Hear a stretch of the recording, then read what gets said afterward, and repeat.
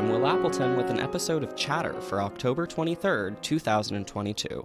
For today's episode, the team at Lawfare decided to cross-post this week's episode of Chatter, a podcast hosted by David Priess that features in-depth discussions with fascinating people at the creative edges of national security.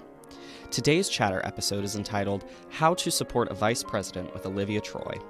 In the episode, Priess sat down with Troye to chat about the ups and downs of her time working with former Vice President Mike Pence during the coronavirus pandemic, the inappropriate handling of classified material she saw during her final years on the job, and more.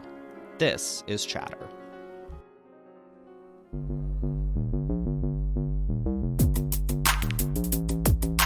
Welcome to Chatter. I'm David Priess, publisher of Lawfare. This week, former U.S. government official Olivia Troye on how to support a vice president. We are there to serve the greater good, right? Regardless of who is in the Oval Office. And you do that job and you do it to the best that you can. While we're divided regionally in the vice president's office, I was more the functional person and then sort of by de facto the catch-all. So if we don't have enough billets, then it's Olivia's job to fill in. Then it's Olivia's job. This is not something that I ever saw myself doing. I would watch people on TV. I'd watch Phil Mudd, who's from the FBI and CIA. And I think if you would have asked me any time in my career, like, oh, would you be interested in doing that? The answer would have been, heck, no. Run away. No way. Run away.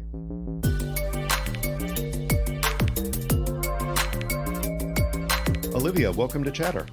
Hey, thanks for having me. I know a lot of people have seen you on various media and heard you talking about things ranging from the pandemic to politics to national security, but they haven't gotten to know you. So let's go back a bit. I want to hear how a daughter of immigrants gets to the Coalition Provisional Authority in Baghdad and then to the Eisenhower Executive Office building working on the vice president's staff. Walk us through your process, the how did Olivia get to Washington story? Sure, thanks. And hey, you've done your research. The fact that you know that I was at CPA, not many people know that. So I appreciate that.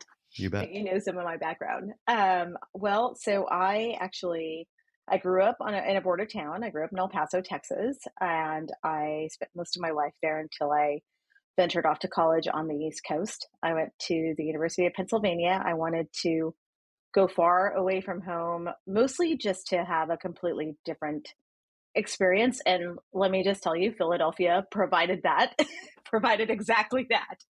It was such a culture shock for me, especially coming from a totally different multicultural town and city. When you say culture shock, that can play out two ways. Culture shock can be eye-opening and you learn to, love the city and celebrate different parts of America, or it can be, what the hell did I get myself into? Which one was it? I think at the beginning, it was the latter. It was, what the heck have I done? Philly's a really big city compared to El Paso. And back in the day, it was a really big change. I had never actually been there. I went there sight unseen. Believe it or not, I used to watch the info videos. And I watched Tom Hanks in the movie Philadelphia. I'm not lying. Wow, that's a rough way to start. Yeah, that's how I learned what the campus was going to look like, what Philadelphia looked like. My parents couldn't afford to take me on college tours. So those college info videos were helpful for me because that was my only insight into where I was going. Well, what did surprise you the most when you got there? What was the biggest thing that those videos did not tell you about? So Penn is a very urban campus. It's definitely changed a lot. But I just wasn't prepared for sort of big city life. There was just a lot of crime in West Philadelphia. El Paso traditionally has been one of the safest cities. And it was just, and also, hey, no one prepares you for how cold it is when you're coming from a very Southwest desert town. Yes. And I remember because I think it was like the blizzard of 96 hit, and I was watching everyone go to class outside of my dorm window. And I was like, you people actually walk in this? I'm like under the blanket, and I'm like, how do people do it? It's so cold. I mean, El Paso does get snow, right? It does now. And more so, which Okay. tells you climate change is real. Sure. Yes, I'm one of those. I actually But believe in not that. But Philadelphia levels, no. no, no, nowhere near. And especially back then, it was just such a contrast. But I'll say, it was good because Philadelphia pushed me to explore different cultures. It challenged me in many ways. It's a blue collar working town city. And, I actually did my best to wander around and explore it. El Paso is super friendly. That was the thing. Like, I just found the East Coast to be somewhat just like a colder sort of interaction until I got to know Mhm. it. And then the more comfortable I got, which I think says a lot about, pushing your own boundaries and exploring and branching out, the better it went. And so I think it was a rough first year. My freshman year was awful. I'm not going to lie to you. Mm. I had a really tough time. Also, I mean, there were major city streets running through the campus, and I was just not used to Used that to that. world. Yeah. Yeah, it was just very different. Well, there's definitely something to the difference just in the walking down the street culture of the East Coast, because I remember when I was in graduate school, one of my fellow graduate students was from New York, and we had a political science conference in Chicago, which I was more familiar with because I grew up near there. And we go to Chicago, and we're walking down the street from wherever it was, Palmer House, I think, and there's people on the sidewalk passing us who are, like looking up and smiling, and a couple of people say hi, and we say hi back, and his jaw is like dropping to the floor. And he said, "What's happening?" I said, "What do you mean?" He said, "What why are people so nice in this city?" And it just struck him that it was a big difference from, New York, where people pass each other by and they may look at each other, but they don't really interact with each other as you're walking by. But he was noting time and time again that I guess in some places of America, people do actually acknowledge each other and smile and sometimes even say hi to a stranger. This is true. And I think that's what I had a hard time adjusting with is that I was, the old Paso girl wandering around. I was saying hi to people. It sometimes was not well received. Sometimes I think people looked very confused and they were, why is she speaking to me? I don't even know this woman walking down the street. And so, but it was, Philly has some great restaurants. It's got a great culture. It was my first baseball game that I ever went to. So I still have a special place in my heart for the Phillies. Mm-hmm. It was also my first football game, believe it or not, Oh, major yeah. football game. Even though I'm a 49ers fan, Mm-hmm. there's still a soft spot for the Eagles because that was my first game. Well, you're having a great year then. So what did you do after college?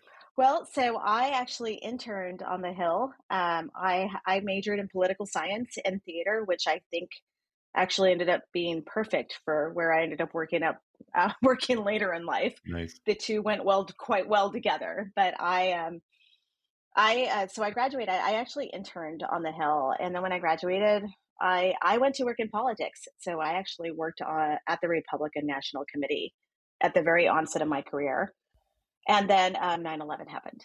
Mm. And I remember I had walked out of the Capitol right as the Twin Towers were being hit, and I ended up walking home all the way from Capitol Hill, all the way out to Ballston, which is Arlington, Virginia. That's a That healthy day, walk.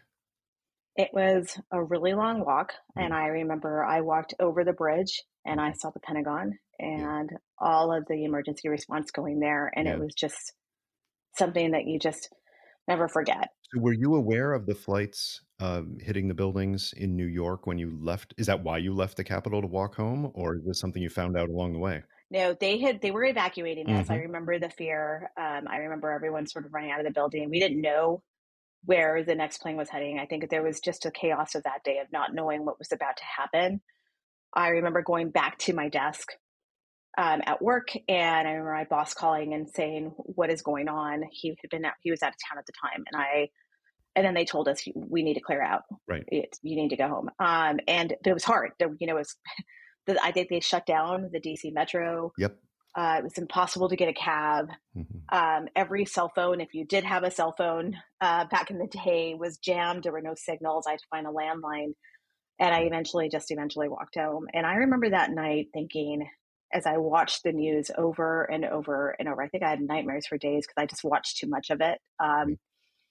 And I just remember thinking, like, what do I do Mm-hmm.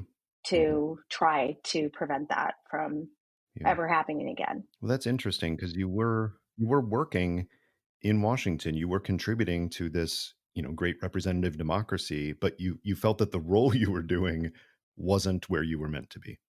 Yeah, that was exactly it. As much as I enjoyed being in politics, I think I just wanted to be more on the policy side of the house. Yeah. And so I actually ended up working in the Pentagon at the very Mhm. beginning. That's where my first job was, and I deployed. I ended up deploying to Baghdad. I was Ambassador Bremer's aide. I was his EA. I was a young staffer at the time. Now So that means something to us, but frankly, to a lot of listeners, especially students now who are listening, they might not get the reference of Ambassador Bremer and the Coalition Provisional Authority. So give the primer on that. What was the Coalition Provisional Authority? What was Ambassador Bremer's role? And then how did you support that mission? yeah, so well, I mean, obviously there were a lot of transitions that happened, but it was right after the end of the conflict, and so what happens is that there's basically sort of the US came in and set up sort of a mini government apparatus to work closely with the Iraqis to try to get them, um, to stand up their own government and the reconstruction going forward. And so Ambassador Bremer gets chosen for this role. He basically becomes like the leader of the country by de facto. So sort of like, and working in conjunction with the Iraqi leadership. But there was so much turmoil at the time. This was in 2003. We got there in May 2003. General, I think Jay Garner was there originally with CPA, as it was called, and then it became the Coalition Provisional Authority after that. When Bremer takes place. And so, I remember I flew in, which is still so surreal to me looking back on this. I flew in on General Myers' aircraft. He was the chairman of the Joint Chiefs of Staff. Mm-hmm. And I remember thinking at the time, because I was really young, I was in my 20s, and I had no idea what I was getting myself into. I was a civilian, and so it's very, it's rare to get that opportunity to deploy side by side with the military in such a situation like that. And I remember thinking, I am by far the lowest ranking person on this aircraft because it was General Myers, 20 something year old me as a junior officer, staffer, and all these ambassadors. Like it was Ambassador Patrick Kennedy, who is a legend at the State Department. Mm-hmm. It was Ambassador McManaway, Ambassador Hume Haran, who was an Arab linguist and just an incredible mind. Legendary Arabist, yeah. Yes. Yeah. And I just remember sitting there, we were in those side seats and the jump seats. And I just remember that on the way, I was just typing memo after memo for all of them. And I just remember Hume Haran's kindness. And finally, Hume Haran looks at me with such gentle, he was so incredible. He was such an amazing soul. And he looks at me and he's like, I can tell you're scared. And I know that this is a lot. And you are just like my staffer, I mean, I was the one doing all of the admin work, all of the memos, just making the trains run. And this is all happening, by the way, on the flight heading out. We were flying to Kuwait first. And I'm talking to the Bush administration because it was President Bush who was in the White House. And I have, Condoleezza Rice calling, and I have Colin Powell on the phone, and all these Henry Kissinger's calling. And I mean, this is all happening while we're on the flight and I'm working with the military side by side. I just can't explain how surreal it is looking back on that because I'm so young and juggling everything that there was to juggle and working with others. That's how the work gets done. I mean, the histories are written about the presidents and the generals and the ambassadors and all of that, but the work that gets done, you're writing the memos, you're setting the meetings, you're making sure that the principals are prepared for these sessions. And honestly, my experience at CIA and State Department and working around the White House and the FBI and the Pentagon, there are some exceptional principals who would do a very, very good job absent that. And there are a whole lot of them who would fall apart without that level of diligent prep work by, as you put it, the lowest ranking person on the plane. Yep. I mean, honestly, that was me. And I remember this because I remember, when sat by rank or whatever, and I got the cot in the very back. And I remember because Hume Haran comes up to me and he was like, "This is going to be a marathon." He's like, "You should go back there and get some rest." And I was like, "But I have like 5 million memos to type out. And like, I've got incoming from all directions." And I just remember him going, "You see that cot back there? Go grab that cot before someone else grabs it." Because he'd been through it for decades. He knew how it was going to play out. Yeah. So what was your biggest takeaway from that whole CPA experience? I mean, many people who worked in that transition period between the liberation of Iraq, but before the insurgency and de facto civil war, a lot of people describe that period as chaotic, as full of so much hope and promise, but so many demands already coming from the society and the different interests in Iraq that like everybody around there knew that things were going to be much more difficult than they had thought months or even weeks earlier. Yeah, I think I'll agree with that assessment. I think it was a very challenging situation that the U.S. government was walking into. I think we went into it very idealistic. I remember the pre-planning that took place. I was in those meetings in the Pentagon as it was kind of happening and being developed. But I don't mean this disparagingly against the U.S., but I think the Pentagon does amazing at doing their war planning and their campaign planning when they're going into a conflict, but we're not necessarily the best of what comes afterwards with the nation building. And I certainly saw that firsthand, and I saw the competing politics of it and what happens. And I, to be very honest, I also saw egos for the very first time, and that's something that I think I've always remembered throughout my career in various scenarios is how that actually can really impact certain things in political factions, even when you're all on the same team, so to speak. You definitely kind of see that play out. And that was my first eye-opening experience to that, as someone seeing very, very senior people, obviously working at this level, and watching it play out and looking back at it and CENTCOM and all of these different players in it. I think all sort of approaching it with their own best of intentions, but it was definitely where I saw sort of kind of the fiefdoms that tend to develop in politics, certainly there. Was that the first time that you had spent some time overseas? Yes, and that was incredibly challenging. It was my first time on a deployment, and it was a learning experience for me.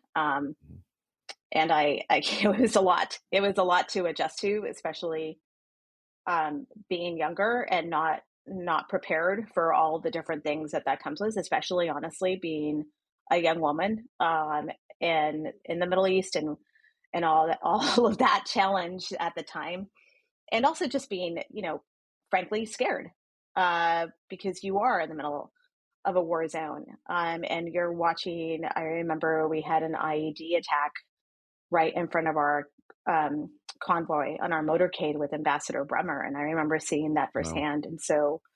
And living that and knowing the gunnery sergeant that was killed in that attack. And he was my friend.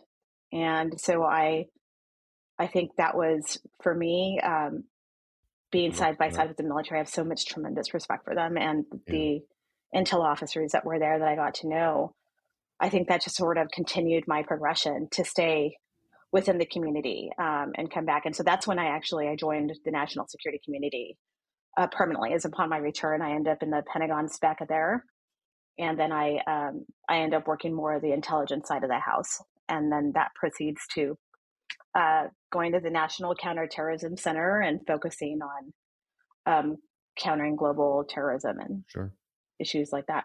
Talk a little bit about NCTC, the National Counterterrorism Center, because it's one of those entities in the U.S. government and the U.S. national security enterprise that is frankly less understood than most, because it came about in that wave of reforms after 9/11, and people often confuse it with the sometimes better known Counterterrorism Center of just the CTC that's housed at CIA, but was a community center before 9/11. So talk a little bit about NCTC and its role and what you think it was doing well in the time that you were working with it.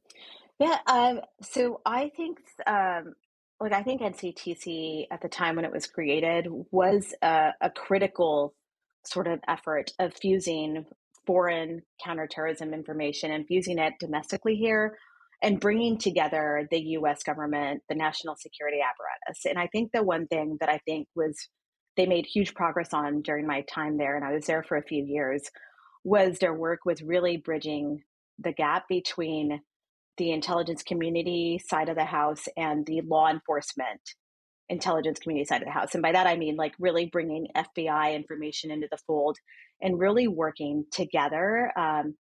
And in terms of how we were tracking terrorist threats overseas and following the lineage of operations and at times preventing operations from happening and really just seeing real time. You've seen that show 24. I remember when they came to the center of that to film it and to do some filming and kind of meet with the staff, and that's really what the operations center there really looked like. And at the time, I would say like we were in the middle of it, right? We were writing plans to counter Al Qaeda across the Middle East and all these terrorist groups. This was probably 2007 to 2010 timeframe.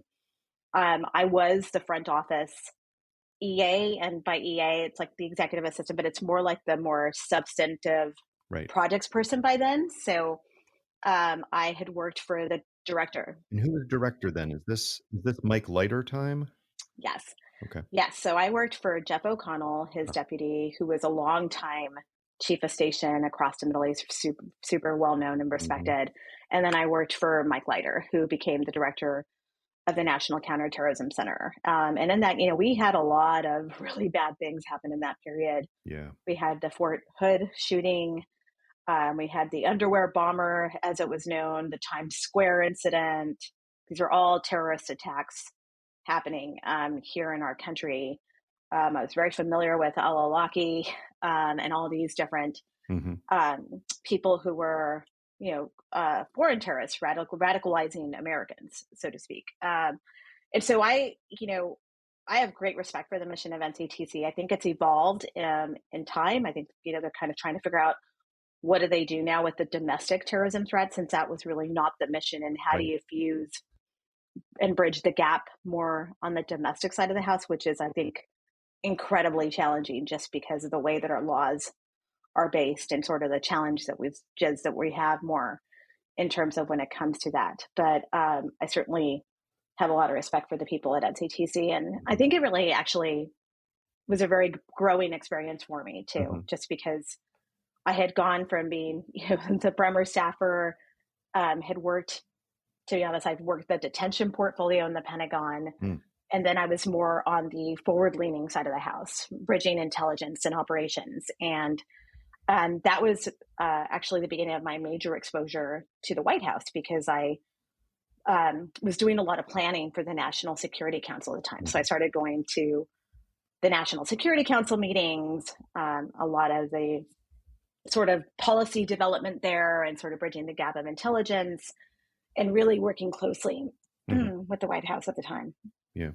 So it's interesting. You started out with the Republican National Committee and definitely on the purely political side, but by this point, with the work at the Pentagon, going to Baghdad, the work at the National Counterterrorism Center, you're basically now a national security professional.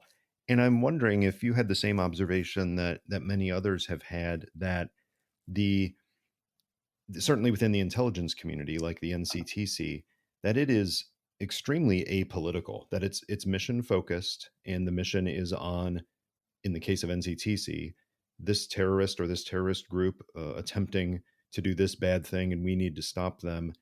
And partisan issues don't enter into it. Was that what your experience was like as well? Yeah, 100%. Like, I don't, well, first of all, I think people know me now as a Republican. I, sort of outed myself in quotes on that. I don't think that anybody knew my political leanings at the time. I don't think most of the people even knew that I had started my career in politics.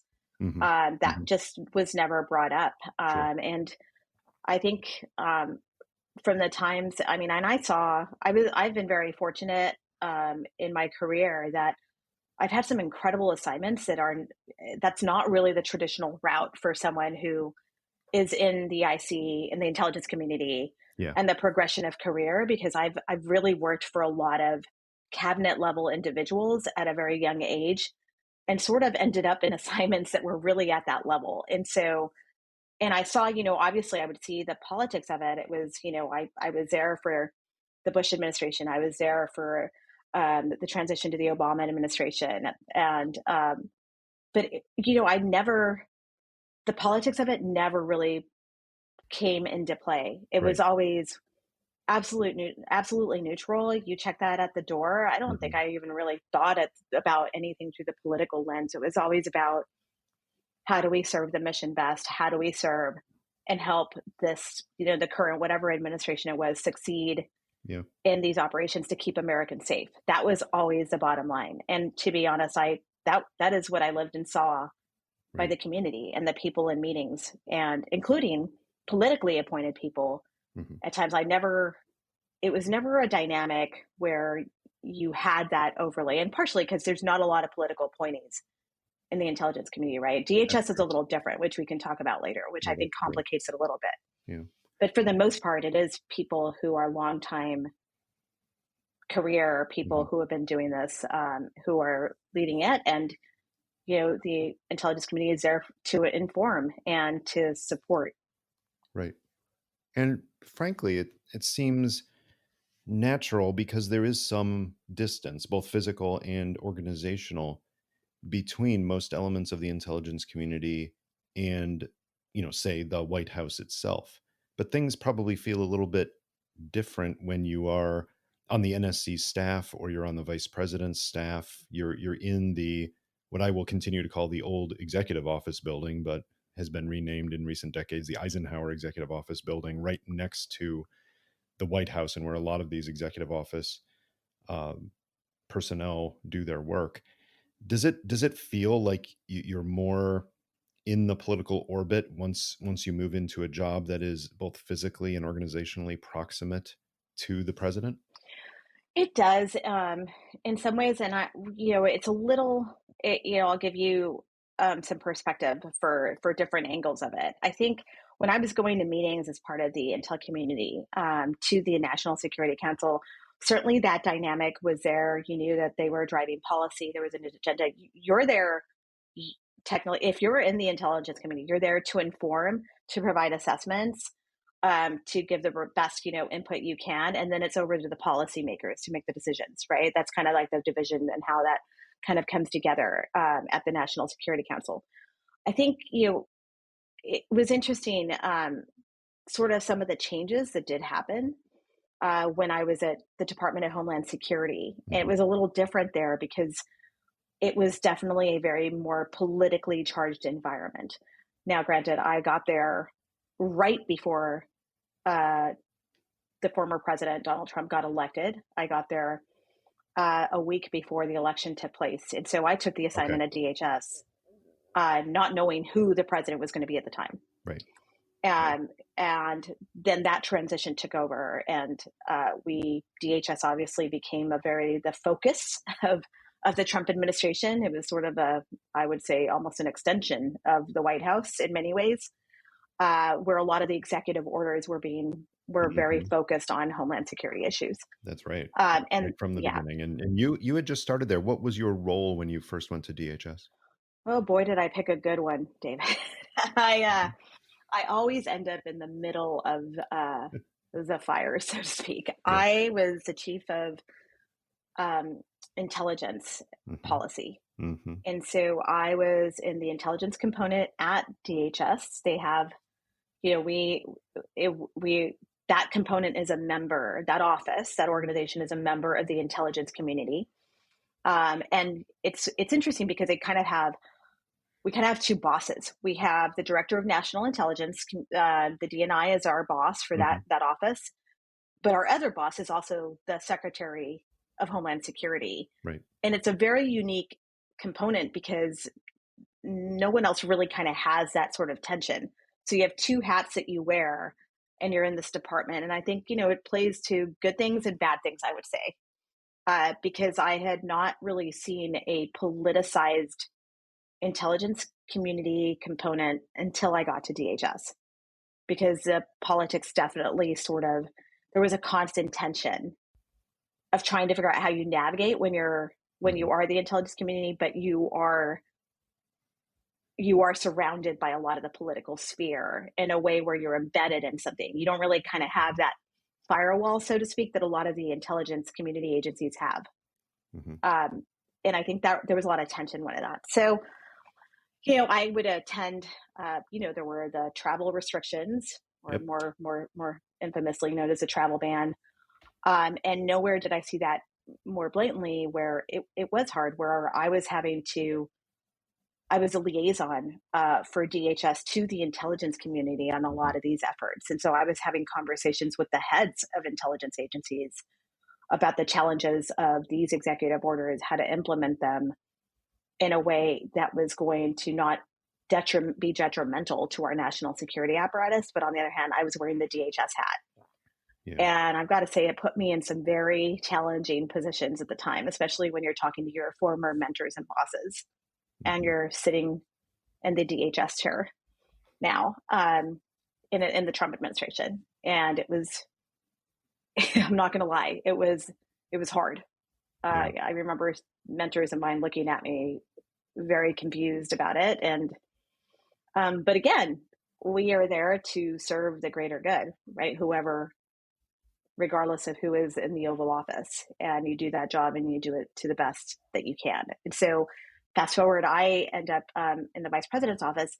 Now I'll say this, what I was getting to was the two staffs, there's the National Security Council and the Vice President's National Security Team. And while we operate and work closely together, we're actually very different. So if you want me to get into that. Well, I think we should, but let's go back a step and tell me, before you joined the Vice President's staff from DHS, did you have any sense of the history of that split between the National Security Council staff and what always used to be just called OVP, the Office of the Vice President? Was there any briefing coming in, or were you reading history or finding out that in fact there is an evolution, especially in recent decades, of the vice president as a national security figure who does get some staff support on these issues? I was somewhat familiar, because I had known people that had taken on roles in the vice president's office as opposed to the National Security Council from the intelligence community.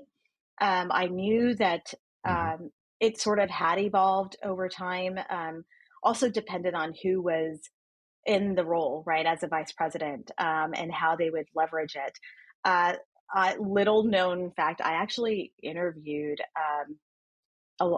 many years before to actually be on, to potentially be on the VP's national security team. And this is probably, I want to say 10 years before I actually ended up there. It was during my NCTC time. Cheney at the time?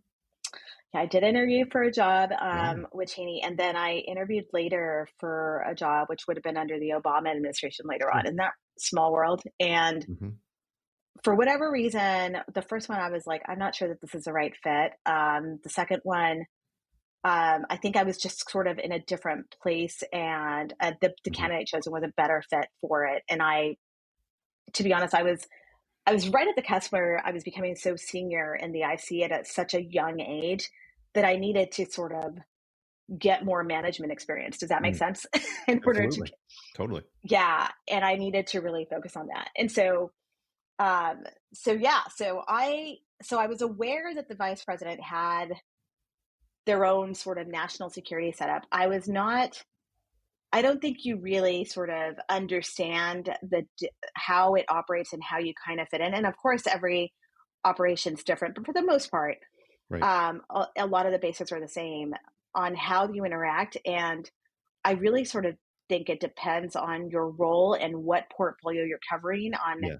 Yeah. how it sort of plays out in the end. I was surprised. So when I started at CIA, I'm old, so the vice president was this guy named Al Gore, and he was a voracious consumer of intelligence. And Leon Firth, who was his national security aide, was one of the most robust customers in the wider White House community of all kinds of intelligence. So I came in just assuming vice presidents were always like that. And it was only years later when I discovered that you only had to go back in the living memory of some of the senior intelligence officers who were finishing their careers then. You go back to the 1960s and 1970s, and it was a very different story. Lyndon Johnson, as vice president for John Kennedy, didn't basically had no national security support. And it was some people at the National Security Council staff who kind of took it upon themselves and said, "Oh, shucks, I feel sorry for the guy. Let me make sure he gets a weekly briefing." But there was no staffing for his role in national security institutions because Kennedy basically excluded him. And what a difference from then to an Al Gore and then to a Yeah. Dick Cheney and a Joe Biden, where you have an actual staff apparatus set up to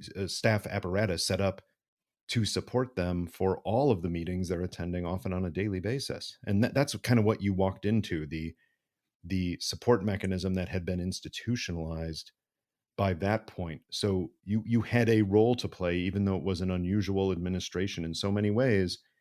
They actually did have a structure to support the vice president, right?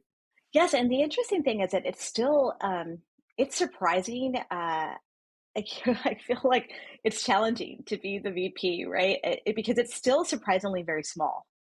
And I think, given the fact that it's the number two person in the leadership of our country, it's just incredible that still a smaller apparatus compared to the president's side of the house, and it's still like limited. And I say this because, okay, this is inside baseball for U.S. government, but what I was surprised about is that the vice president's office doesn't have its own billets.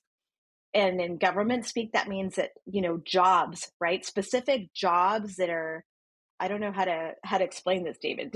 Like, They to be kind honest of, with yeah, you. they're like staffed to other offices of the executive office of the president, including the National Security Council. But that means anything that's dedicated to the vice president is de facto not dedicated to some other presidential function. Exactly. And I was surprised by that because and nowhere, it's very surprising when you get there, by the way, and you join the team, because suddenly, 6 months, depending on when you start, you can get caught up in this whole fiscal year thing. And it's legislation actually that I personally think needs to change, where you could start and then 4 months later they're like, "Hey, your tenure's up because you came in at the wrong time, so we have to now negotiate with the National Security Council and the National Security Advisor to the president to see if they're willing to give us a slot to keep you on staff so that the vice president can have a Homeland Security Advisor," which to me is completely mind-blowing. Yeah, that is, it's one of those things that certainly when scholars look at it and they look at the way we've treated the vice presidency over time, it's amazing because we have plenty of history of presidents, unfortunately, either passing away or resigning or somehow giving the office to the vice president. Um, but there's not really that much preparation for it in terms of just the regular daily workflow. And it's just coincidence or perhaps happenstance whether you get someone who's prepared for the presidency or not. It's a crash course in governing because in some cases the VPs were even left out of crucial decision making by the president who selected them for purely political and electoral reasons. So in your case, you find yourself working for Mike Pence and you're doing staff support for him. How did you find the vice president as what I'll call a customer of intelligence and homeland security and other information? Because obviously the president was different in many ways from his predecessors, but less attention has been paid to the role of the vice president during the administration when it comes to his actual daily work schedule and what he was doing to be prepared if he had to step in as president? Yeah, so it was interesting because I will say it was like watching two completely different scenarios. It was like black and white. Huh. And I say this just because I think Mike Pence, he'd been a governor, he'd been around Congress.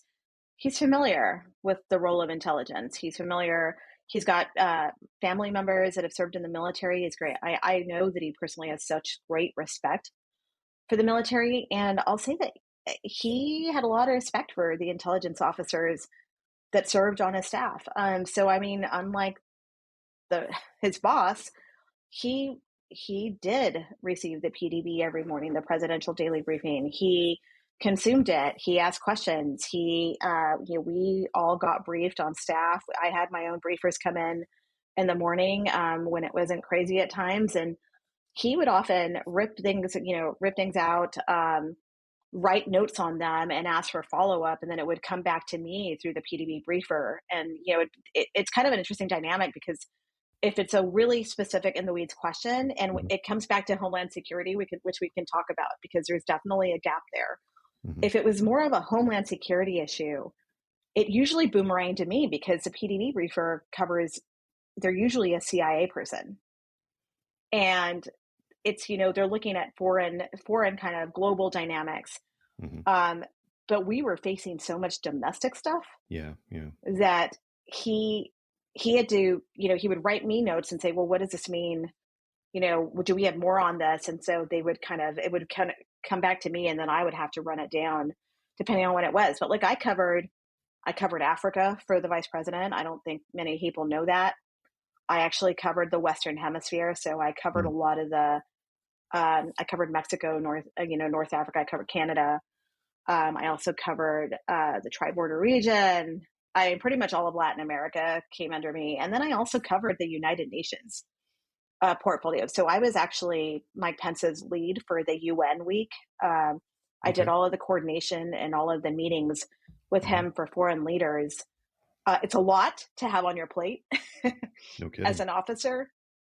But again, we are a small staff. And so I was, while we're divided regionally in the vice president's office, I was more the functional person and then sort of by de facto the catch-all. So if we don't have enough, we don't have enough billets, then it's Olivia's job to fill in. Then it's Olivia's job. And and so the Western Hemisphere person left and they never backfilled it. So I ended up, and because I had been at DHS, I had covered a lot of the immigration portfolio, the border security.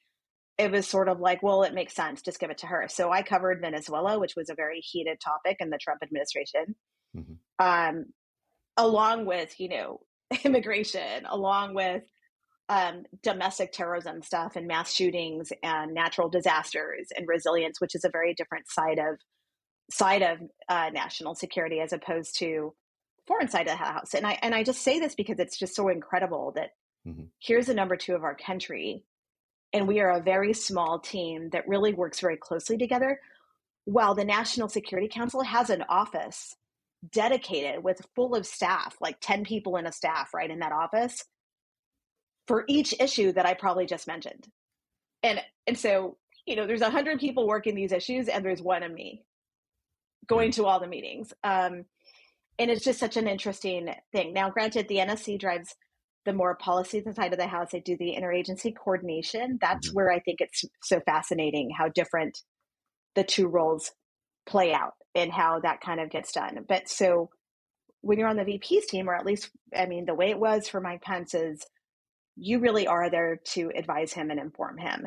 And what I found in him is that he was always respectful and always willing to listen. You may not like the ultimate result of what happens when policy takes over and politics kind of come into play, but he certainly did take in the intelligence. He asked questions. He was very engaged. I would say, I think the PDB people would say that as well, to make sure that he took the time to do the briefing and he would fit it into his schedule. And, he was the first thing that would happen in his morning. And I know this because I was always prepared for if there had been a mass shooting or something. Right. I actually, it was a very interesting scenario where I worked very closely because I never wanted the PDB. I mean, this is part of, teamwork, right? How we work as a team Mm-hmm. in national security. I never wanted the PDB briefer to be caught sort of off guard if they didn't have the domestic information from DHS, because that's not really kind of part of it. Doesn't really feed into the intel that they're briefing. It's That's something right. that I think we need to change. Yeah. So I was always playing kind of catch up. I would wake up early. I'd share what I knew in case he asked about it. It was a very operational sort of relationship that we had. Mm-hmm. And then the PDE briefer would call me actually afterwards and say, "You're right. He brought it up." And I was like, Mm-hmm. "I knew it. It's front and center." But again, I had the domestic portfolio, and I will say that that is one of the hardest roles in a very, very challenging White House to work in, because it is the mix of domestic politics really comes into play. That what you're saying here, Olivia, is music to my ears, because there's this, to the extent that people think about the intelligence briefings to senior policy customers, it's this image of the briefer going in, talking to the policy customer, and then walking out and the day is done.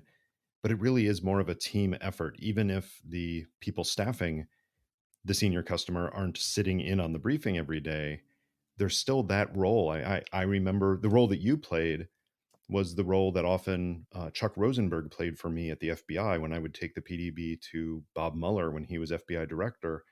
Often outside his office or over at the Justice Department, Chuck would pop over and tell me a couple of things about what was going on, having to do with FBI business that had nothing to do directly with the foreign intelligence that I was briefing from the PDB. But the context mattered because I knew the framework within which the director would be receiving my briefing. It mattered intensely what was going on. And he was definitely focused on some issue within the FBI's purview. And his questions would often reflect that. And it was very helpful for me to have somebody who was both helping me put my briefing into context, but somebody to whom I could pass on, "Oh, here is how that intersection played out in the briefing. And it might actually help you, Chuck, or in your case, it might actually help you, Olivia, do your job for the principal later in the day." Oh, it was incredible. I mean, look, I think we honestly, both the briefer and I would have failed if we didn't have that. We were definitely Mm-hmm. a team, and I was really grateful. I was very fortunate that I had some incredible PDB briefers Mm-hmm. who were definitely about back and forth Yeah. information and understanding, especially I will say during COVID, Absolutely. because I covered that, and it was sort of how we were going to navigate this whole entire scenario. It was very, very incredibly challenging. But I covered there were a lot of mass shootings Mm-hmm. and a lot of domestic events that happened when I was in the role. It was, I will say that the mass shootings are still some of the hardest Right. things that I carry within me, knowing, having worked in the aftermath of them and how hard it was and how painful they are when they happen for everyone, and the loss in the communities. It's Mm-hmm. communities that hurt. And we were very in lockstep with things like that because, like you said, the FBI had certain info, DHS had certain info. I was basically getting it, and I would basically bridge it together. And it was a great partnership because I never wanted the vice president to be caught off guard or be uninformed. That's how I approached the role. It didn't matter who was in the role at all. Mm-hmm. For me, it was never political. It was about making sure that he was served to the best of my ability. And if that meant working as a team with everyone and bringing this information and giving it to him and sharing it. Yeah. Well, you mentioned the pandemic as well, and you obviously played the key role on the vice president's team at a time when the vice president was playing a key role. Now that evolved over time, and the shift of who was going to be the point person at the White House and ultimately in the executive branch over COVID-19 changed quite a bit during your time there, and of course after your time there. But I'm wondering, reflecting back on it, do you think that the vice president is the proper position to be heading something like a crisis task force, whether it's the pandemic, whether it's border security now? What are the advantages and disadvantages of having the vice president essentially take on a specific portfolio instead of being one of the people who's advising the president and getting up to speed on all issues without substantive responsibility for one of them? Yeah, I'm conflicted on that because I certainly lived this firsthand with Mike Pence, and look, he had a lot of the border stuff thrown his way as well, and he had the Venezuela stuff thrown his way too. And it's challenging because you have it can be helpful in the fact that it is the vice president, and when he's chairing the meeting, he obviously is the number two, and he can drive things forward, or she can drive things forward, depending on who's in the chair, and really drive the process and command that the interagency come together, and I think there's something to be said for that, where you can make immediate decisions, where he can walk down the hall and say, "This is what we're going to do," and have a straight conversation with the president, and then you move out on it. So there is power in that. What I would say, though, that when it comes, especially with COVID, like the COVID pandemic, I think that it is so consuming to run something like that. The COVID task force was all consuming. There was no bandwidth for anything else. And I am just grateful that we did not get hit with an enormous hurricane in the middle. You know what I mean? Like No kidding. anything else that would have been major, there really wasn't any bandwidth for him. It was all consuming. I mean, speaking to his role and the things he did, I saw Mike Pence, he would come in the morning, and I always left after him, especially during that time. He would be there till 10 or 10:30 at night. And it was exhausting. And I think that is there's a careful balance there, because should something else happen, you want the leadership of your country to be very accessible and prepared, and paying attention to not just one thing, but of course, a broader policy issues, broader leading the country. And when you have something like that, it can really kind of take you out of that role of being the number two, and you are in the weeds, and you become sort of like the crisis manager for all of this. And I don't know that that is the best scenario for the vice president of the United States. I think that is, especially when they're not, to be honest, like we worked very closely together and very well together, but and I don't mean to sound arrogant at all, David, but I think you'll appreciate this. Mm-hmm. Thank goodness that I had served at very senior levels of the government, and was very familiar with how the interagency works, how the government works together in situations like this, in moments of crisis, and knew a lot of the leadership, longtime leadership in some of these agencies, where I was able to use that to help the vice president. But in another scenario where you may not have a staffer that's been around and has worked in so many different agencies and levers, who has that sort of background on how this is supposed to function, which it has functioned like that, and not really, because we had other dynamics at play. Mm-hmm. I think without that, it could lead to tremendous failure. I don't think there's arrogance there, Olivia. I think what you've described is, the purpose of having people with experience in governing, because yes, there is often the wave in American political history of wanting fresh blood because we're sick of the people who have been governing for so long, and that goes down into and includes the civil service.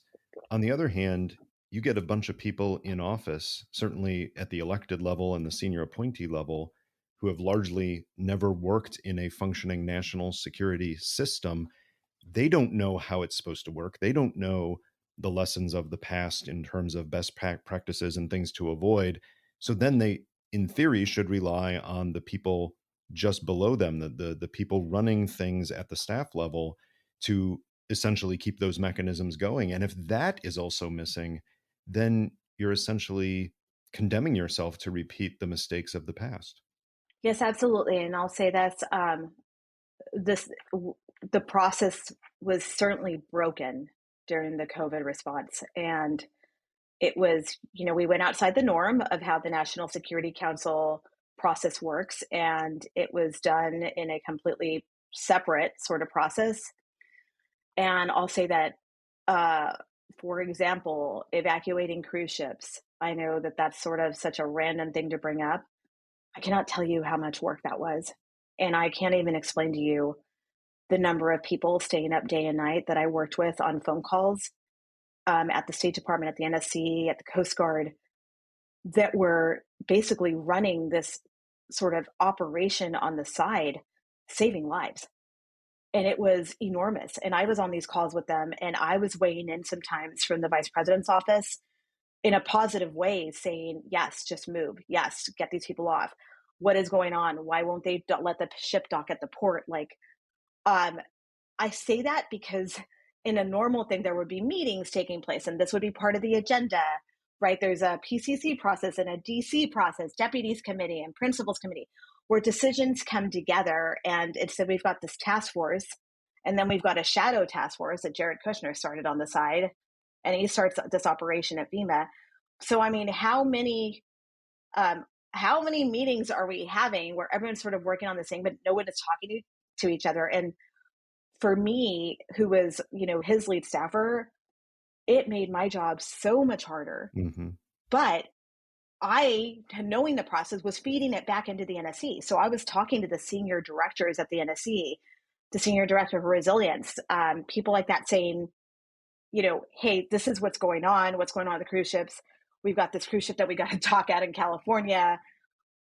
Mike Pence wants it docked, and feeding it back through that process, in addition to running the task force meetings, in addition to helping the doctors figure out which way was up when things were really hard for them and they were being publicly attacked by their own peers, in addition to helping Mike Pence stay afloat and watching him basically try to just survive on a day-to-day basis and getting the incoming from governors and the phone calls. And I just say there's just such a critical role that the U.S. government plays that I think I saw a complete disregard for by a lot of the more political figures in the Trump administration. And I only say that because it worries me for the future, because, there's a sting where people detest the deep state. And I say that in quotes, as we were labeled. Technically, I was the deep state working in the White House. It was certainly said to me at times. And I find that term I despise that term. It is so hurtful, because the people that were members in the deep state, so to speak, that I worked with side by side, were working day and night to do the best job that they could. And when you do that and you're undermining and you're going to replace all these professionals, I think it will be an even more dangerous situation, because I was able to call back to my colleagues. I was able to feed it back in the process and say, can you keep running that meeting on these cruise ships. I'm going to go over here and figure out what we're going to do with PPE, like personal protective equipment. And I'm going to go over here and talk to FEMA.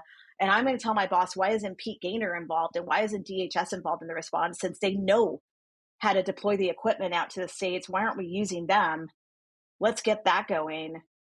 I mean, so, it was just, it would have worked so much better if we would have actually followed some of the planning that we had done, because we had exercised this months before. That's what we do as a U.S. government. We practice for these situations. Certain dynamics, may come our way that were unexpected. But so I think I say that because that is more the operational side of the house of why this matters, and like you said, why expertise matters, at least for people that know the process and can help whatever principle it is that you're serving under. In my case, it was Mike Pence. How do you help him navigate this? Right. Now, for many jobs in what I'll call the civil service, I won't use that other phrase. For many jobs in the civil service, there is the benefit of bureaucracy. That is, there are people to backfill you if you're on a team and you're all looking at an issue like terrorism at NCTC. You're part of a team. There are others doing it. You were in a job where you really didn't have that amount of backup. So at a certain point, even apart from political issues and ethical considerations, just the grinding nature of that job, such long days, such long nights, going from one thing to another, that is a very draining job. And most people don't stay in a staffing job like that for a long period of time. What were the dynamics that did push you to leave, and how did you feel about doing it during a time when there were so many crucial things going on? Yeah, so I had been in the role, I was there for about 2.5 years. I'd actually had been extended. So I was actually scheduled to stay. I would have been there through the transition through the following April. I would have been there 3 years, which is a long time.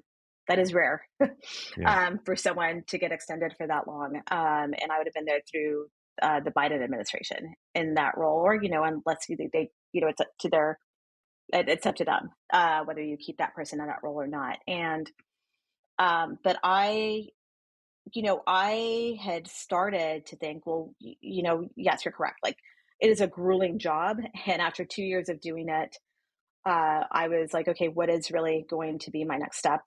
Do I go back into government? What's my next assignment? And you start to think about that and you look across the intelligence community. But for me, as I was starting that process of thinking about what am I going to do next, and I was talking to General Kellogg, who was my boss at the time, and he was thinking about where I would go, what kind of things I wanted to do in my career for the next step. That was when the onset of the COVID pandemic hit. And by that point, uh, you know, every principal is different. Some principals, and by principal, I mean the leader or whoever you're working for. Some are, they're used to the national security apparatus. People switch in, people switch out, and they're totally fine with it, right? There's a level of comfort that they're used to. I've seen different cabinet level officials behave differently in terms of that and how that they receive it. Mike Pence, in his situation, he is very um, guarded about his inner circle, and it takes quite a while to establish trust and a sort of openness that I think is challenging when you first start in a role like that. Mhm. And that kind of grows with time. And when the COVID pandemic hit, that was really what drove me to stay, was because Yeah.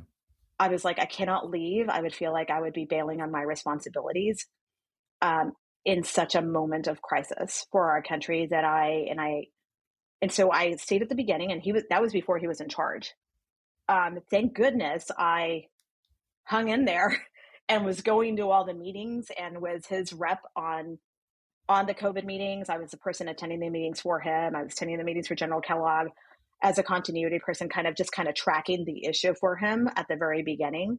This is before we knew that he would eventually become the head of the task force.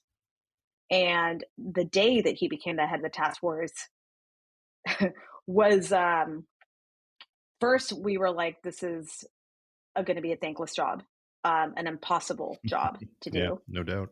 We knew what that was going to mean. He knew what that meant. And for me, I ended up in the hot seat because um, quite frankly, I had some challenging dynamics that happened during that transition. Mhm. I've never seen this before in my entire career, and I had worked in policymaking and intelligence circles for a very long time, where I was basically told good luck by someone running it prior to me. There was no transition. There was no, here's a list of the people that we've been calling. They're basically just passing the buck to you to resolve a situation that they had not. It was ugly. Yeah. And I've actually not spoken about that very publicly. Yeah. Um, I had to scramble as a staffer to piece this all together back again and start Mhm. running the meetings with Yeah. him. And I think that's what kept me stayed. Were there others involved in the process? Not your predecessor, Olivia, but were there others involved in the process who saw that happening and helped you piece it together? Or was it literally every person for themselves and you had to reconstruct a whole communications order and infrastructure for doing this kind of work? Well, so here is the issue. Everyone got pushed to the side. Yeah. Like the senior director that I had been working and attending his meetings basically gets cast aside. And um, the people in those meetings that I was going to were basically pushed aside as well. And so I end up leaning on some of them. Certainly, some of them were like, how can I help you? I ended up working with some cabinet level people who were like, how can I help you? Their staff was like, what can we do to get you through this? But it was pretty much like build this thing from scratch. Fortunately, it is my nature to, when things like that happen, I really go out of my way to build those personal relationships and mend it. So I went out of my way to mend that relationship with the people who sort of left me to my own devices. And they eventually came back to the table. I think they were, it was done in such a poor way. Nobody, I mean, that the day that it happened, nobody knew. Nobody knew that Mike Pence was taking over the task force until it was announced to the public. Wow. I was told to write his talking points because I was the one that knew what was going on with it. And when I was told to write those talking points, when I saw Mike Pence go out in public, I remember texting my husband and I was like, well, I hope I did a good job because I'm probably going to get fired if I really screwed this one up because he is going down the talking points verbatim right now. Wow. And he has just found out that he is now in charge. And so, I was grateful that I could sort of lean on some of those people who were forward leaning, but the dynamics were such where it was going to be more politically sort of driven, including on the comm side of the house and the messaging, where there was a tension between the people who were trying to actually actively work on this response, just in a factual, science-based manner, especially the doctors and the different agencies who were navigating this, right? Like CDC, a lot of the people were pushed out of the room. They weren't given a seat at the table. Dr. Redfield was left on his own. So it was a very challenging thing. And sometimes this was not Mike Pence's doing. I mean, I was the gatekeeper for this meeting. Sometimes the orders came from above. Did you have a tension when you were writing talking points for the vice president, especially in this period, especially on this issue of trying to get the right balance of you have to be saying things that praise the leadership of the president, or that the vice president won't have the authority within the White House ecosystem to do what needs to be done. On the other hand, if you make it too over the top, right? If you're making it some level of complete hero worship in the talking points, then you lose credibility with much of the scientific community and the public. How did you manage that when crafting these talking points? Because it's almost impossible to get right, isn't it? It was. And I will say that if you were to go back to some of Mike Pence's earlier briefings where he was giving a lot of facts, very factual briefings where he did not stray a lot. I was actually very proud of that work and moment at the beginning. I mean, I was hearing from outside of the neutrality of politics in this conversation, I was hearing from my most liberal friends who hate Mike Pence's politics, who were texting and saying, I know you're working hard. Your boss is doing a good job. Yeah. Right now, just respectfully, right? Data, and it wasn't political for a while, right? And so that was me working with him, and then it changed.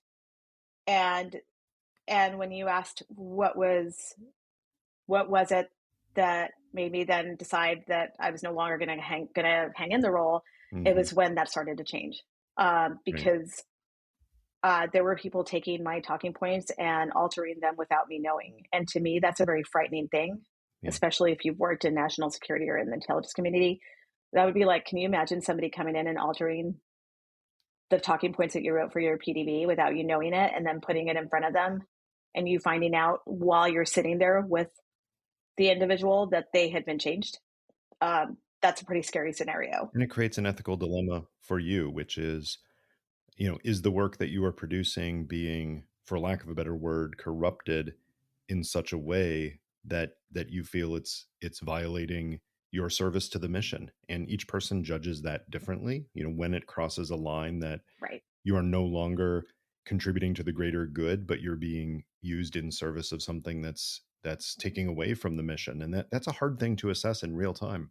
Yeah, and I think it just comes down to, I think it's always important to have your own sort of moral compass and red lines on what how you're going to navigate in that situation. And at some point, I think for me it was like, I cannot in good conscience continue in this role knowing that I'm over here trying to do everything that I can in a manner that is, you know, doing my best, and a manner that lives up to the oath of doing your best for the American people, Hmm. especially having spent so long in the national security community, and then that being used to the detriment of the American people when you know that it could possibly cause harm. I then at that point, watching all of these dynamics, had to walk away because at some point I was like, I can sit here and I'm concerned. I've certainly had concern about what was going to happen for these meetings because I was like a critical part of pulling this together. I had concern about what was going to happen to Dr. Birx, and Dr. Fauci and these other doctors because I spent a lot of time having after hours meetings trying to help them navigate this whole situation, and helping them kind of come together in their efforts. And I was worried because I was just like, you're only one person, but when you bail, so to speak, in that situation, Hmm. is it is it more harmful to the effort to do that? But I just couldn't. You get to the point where you really have to look yourself in the mirror and say, like, are you enabling Right. the possible hurt of people, or are you actually helping or holding the line? And I knew the doctors were still going to be there. Hmm. Red lines for me were, when you're getting up in the morning and there's articles coming out attacking the people who are sitting at the table with you, advising, coming from other parts of the White House. And I'm the person going up to the doctors and I'm actually apologizing to them and thanking them for their work and apologizing for the fact that I have no idea why that article's out there talking about them in such a disparaging way when they're just kind of doing their best. Hmm. And during a really hard time, I just at that point I was like, I don't want to be a part of this anymore. And it's also hurtful. I didn't feel like it was. I thought it was hurtful for my role for Mike Pence. It would be disingenuous for me to be going into these meetings and he gets up there, delivers whatever talking points, comes back, is super upset about how it's gone over, and it makes him, quite frankly, look awful, right? Right. Like that op-ed that was written that he wrote, that was awful. And that was, these are the battles that we were losing on our side. And I was just like, I'm no longer helpful in the way that I want to be helpful to you in this job. There's a big difference at that point when you do leave, when you're serving, whether it's at the National Counterterrorism Center or DHS or within the machinery of the staff supporting the vice president. You're not really sharing your opinion. Yes, you're sharing your national security expertise to craft talking points and homeland security expertise and bureaucratic knowledge, but you're not seeking to influence in the same way that when you leave, you're U.S. citizen, right? You are not bound by the silence agreement that you de facto have when you're working on terrorism issues at NCTC, and you've taken advantage of that in the last couple of years to talk about issues that you think are right and wrong in the execution of national security and homeland security in the political realm. You've talked about your views on political questions. Has it been more liberating for you to feel free to speak about these issues and have a platform to do so? Or has it felt more odd because you still have that recessive gene of I'm a civil servant and I'm playing my role in the bureaucracy, and my opinion being front and center just kind of feels weird? I would say it's a combination of both. It definitely, this is not something that I ever saw myself doing. I remember I would watch people on TV. I would see I would see former national security advisors. I'd watch Phil Mudd, who's from the FBI and CIA, on domestic issues, and I'd watch people on MSNBC, CNN, all the different networks. And I think if you would have asked me any time in my career, like, oh, would you be interested in doing that? The answer would have been, heck, no. Run away, No run way. away. No. And I mean, because it's instilled that you don't talk to the media, you don't go to the press. Like you've got to get that completely cleared before you do that. You've got to, there's all these mechanisms, especially when you have a clearance. And so it has been an adjustment. I would say it doesn't come naturally for me. It's something I have sort of grown into in terms of the role. And, sometimes I'm not as flashy maybe as some of the other commentators, because I still really abide by, when you're speaking, there's the importance of words. And I try to very much speak truthfully in my assessments, or when I have opinions, I try to base them on real life, firsthand, factual experiences that I think really matter. And I sort of kind of stay in that lane. Even when it gets political, I'll even say, this concerns me because this is what it possibly means for the future of our country, and why this worries me. And when I see the rise of domestic terrorism and extremism, and kind of the sort of intermingling of politics of embracing that, having seen this happen globally in terms of other countries and the danger that poses, and watching it happening in my own country is frightening to me. And so I think I've sort of now, this is where I am. I made a very big decision in my life to speak publicly about my concerns. And, I'm very passionate. I'm still, but at the end of the day, like, my heart is in national security. I don't, I think a lot of people don't necessarily realize that basically that's where I grew up, right? For the last 20 years of my adulthood has been in and around this community that I have loved. And so, I think there's good pros and cons to it. I try to be supportive. There's definitely things that give me pause when I see it. But at the end of the day, like, I try to use it for good when I do it. But it's not something that it sort of is innate. It's definitely kind of a weird scenario for me, because I just never saw myself in this place. And yet it seems like there are some things that you overcome that by feeling like the American people need to know this, that your particular experience and expertise gives you a window on something that can illuminate things. And I'm thinking here of recently when you spoke out about the fact that you found some classified documents in the ladies' room at the Eisenhower Executive Office building, just sitting on the shelf. Somebody had gone in, left them there, which is not the norm, we should point out. When classified documents are transported between buildings or within buildings, they are not just laid down and left there. That is extremely rare. And you highlighted that to point out that you had plenty of instances where you thought that classified material was being handled very cavalierly, and so that the fact that it was left in the restroom was shocking, but not entirely out of what could be expected based on other things you saw, right? Right. And I think, I think for me, a lot of it is also just working in whatever capacity I can to educate Americans who, aren't from this world, right? They're not living in it. And just a different perspective, and just to understand, like, also when I found those documents, I'm sure you'll understand this, because you've been in this world for so long. The leveling, I felt like anxiety. I was like, whoa, what are these doing in here? I was like literally scrambling. I was like, do I have a folder? I was like covering them up. Like, it was just an immediate reaction without thinking about it. And then I was like, and then you get that paranoia of like, oh my gosh, it's like holding a hot potato. You're like, what do I do this? Like, they're not mine. I found them.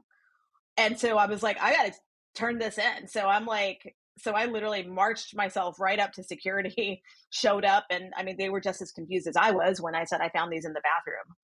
And they asked the usual question. They were like, how long have they been there? And I was like, well, I really honestly have no idea. I was I just happened to look over to the shelf and was like, oh, somebody left their papers here. And then I saw that they were classified in a certain way. And I was like, whoa, I Wow. am going to take these right now Mm-hmm. and just hand them over and turn them in. And maybe it was an honest mistake. I don't know that you should be reading classified information while sitting on the toilet, but that's just me.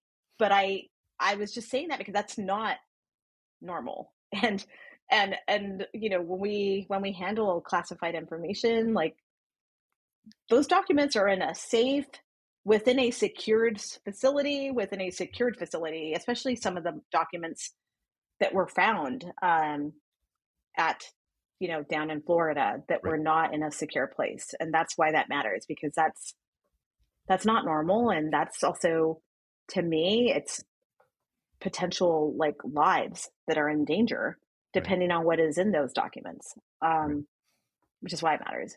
Well, in addition to highlighting some of the things you saw that you think are relevant now, you've also used the past couple of years to advocate for different issues. And some of those are more in the political realm, but I want to highlight one that just recently you've joined on to. You've added yourself to the board of 97%. Talk about that effort and why you feel that's important.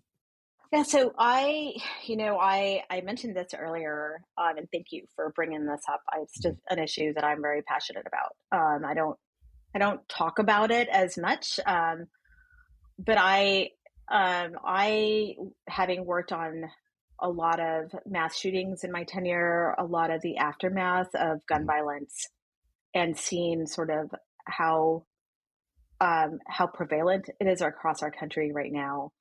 It is my hope that we can figure out a way to work together to make a difference and get to a better place. And I think, it is such a politically charged issue, unfortunately, that I feel like it really shouldn't be. I think we should be able to get to some common ground. And this organization is really bringing together gun owners and non-gun owners to try to figure out a way to present policy ideas, or at least work together to advocate for changes in legislation and sort of be a voice in a cross-partisan kind of way, if that makes sense, where it's different viewpoints coming together, where we meet and talk about things and we try to find the common ground. And it's based on 97% because that's the number of people that agree that we need to be changing things.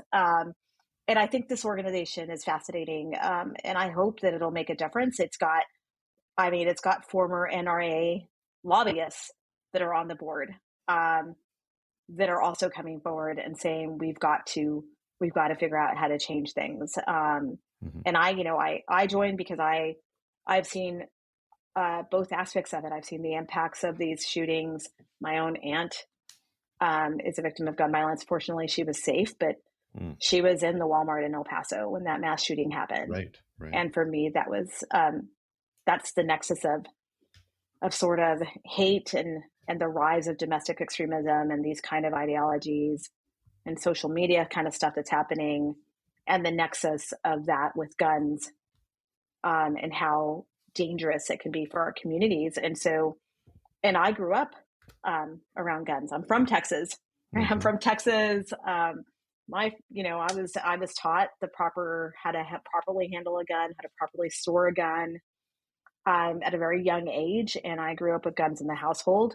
So I'm not, I've been deployed. I was trained to shoot a gun. So I'm not anti-gun. And I think, but I understand the passion of victims and survivors and of Americans that are so tired and upset about just everything that is happening here, and how gun violence is really so extreme in our country that it's prevalent every single day.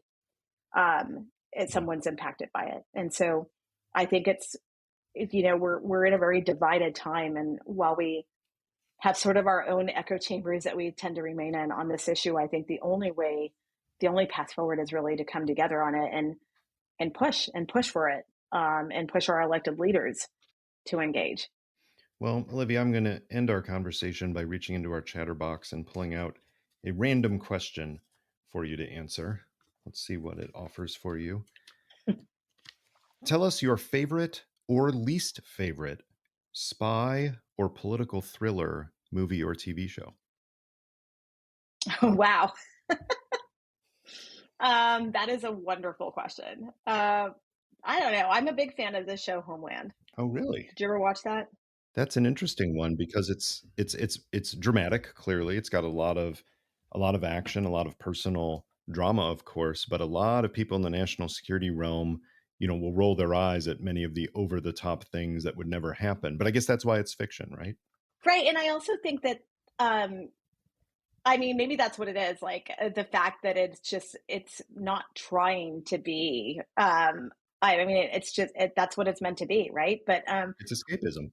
Yeah. And I also, I like it because I think that it's really fascinating because it does touch on mental health.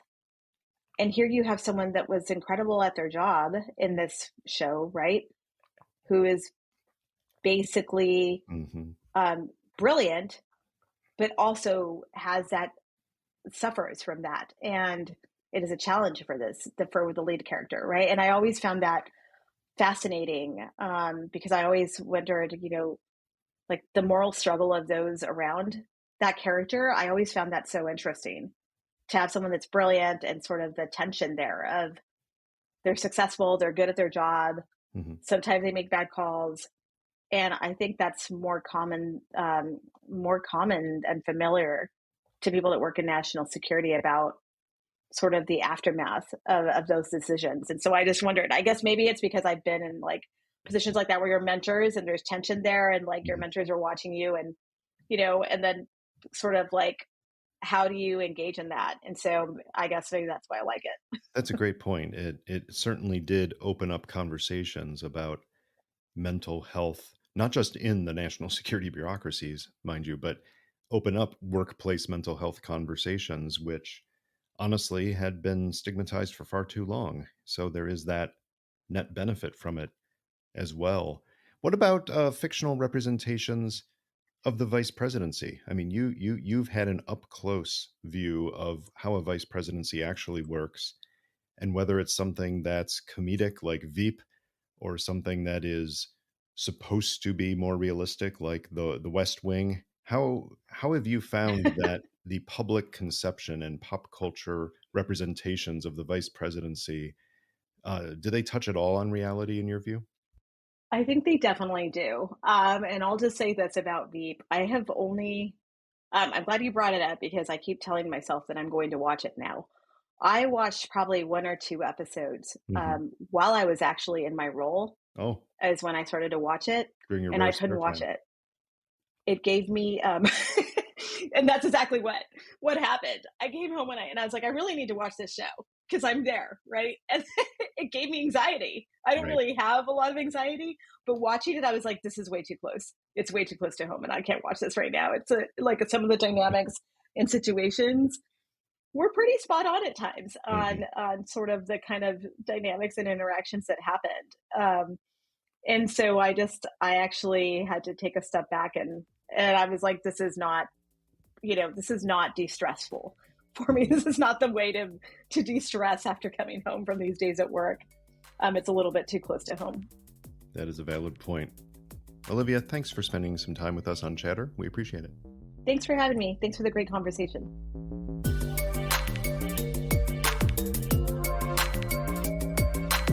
That was Chatter, a production of Lawfare and Goat Rodeo. Please subscribe to the podcast and find us on Twitter at @ThatWasChatter.